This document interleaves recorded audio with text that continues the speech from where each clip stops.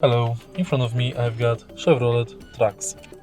In this video I'll show you how to navigate through instrument cluster display. In the beginning, take a look at the instrument cluster and press this button.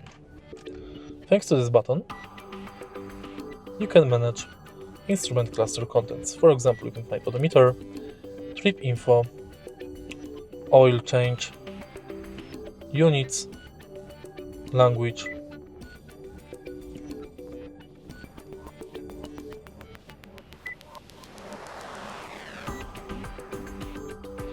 and this menu, which I don't know what does. If you find this video helpful, please like, comment and subscribe.